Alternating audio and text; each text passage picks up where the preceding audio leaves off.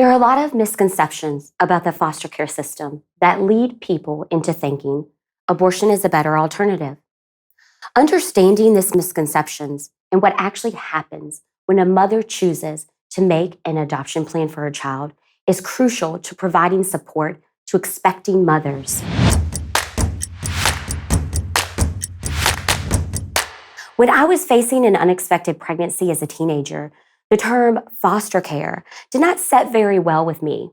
You see, I had met many abortion determined men and women faced with an unexpected pregnancy who believe that their child will immediately enter the foster care system if they choose adoption for their child, even though a majority of the time, that is not the case. So, what is state foster care really, and what is the main purpose for it? The Child Welfare Information Gateway defines foster care in the United States as a temporary service provided by states for children who cannot live with their families. Children in foster care may live with relatives or with unrelated foster parents. Foster care can also refer to placement settings such as group homes, residential care facilities, emergency shelters, and supervised independent living. The goal for children in foster care is reunification with their birth parents. Foster care placements are also usually mediated by the court system or a social services agency, and foster care parents are certified by the state in which they live.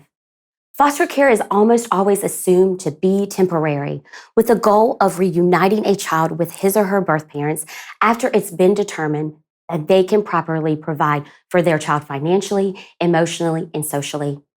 Adoption, on the other hand, mostly involves birth parents like me voluntarily relinquishing their parental rights because they have decided it's in the best interest of their child.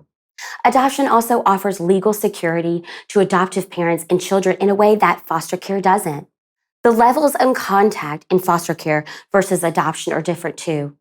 The foster care system usually allows birth parents to remain in contact with their children and even allows them to take part in making decisions that affect their child.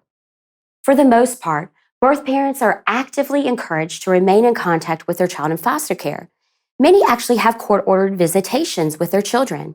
With adoption, though, the level of connection maintained between a birth parent and their biological child can vary widely. Some adoptions are open and birth parents can exchange letters, emails, or even have face-to-face meetings with their children. Other adoptions are closed, and there's no contact after a child's placement with his or her adoptive parents. But in every case with adoption, this decision is up to the parties involved.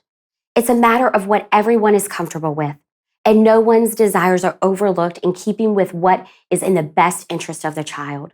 Lastly, the obvious similarities with foster care and adoption is that both seek to create loving, permanent families.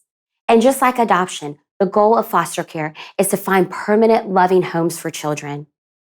Obviously, as in the case of adoption, foster care can't just be reduced to a general definition. In both cases, the situation will be unique depending on individual circumstances, beliefs, and desires. You see, if you really take a look, there are a wide variety of options for birth parents today.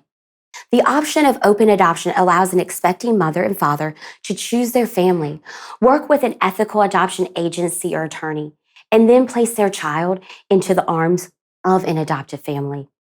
So while the state foster care system is in place to help children, it is very rare, almost false, that a healthy baby would ever immediately enter the foster care system after an expectant mother and father have made a decision of adoption. There are options, no matter the circumstances, for children who have caring, loving homes. That possibility, that hope, is why we must choose life.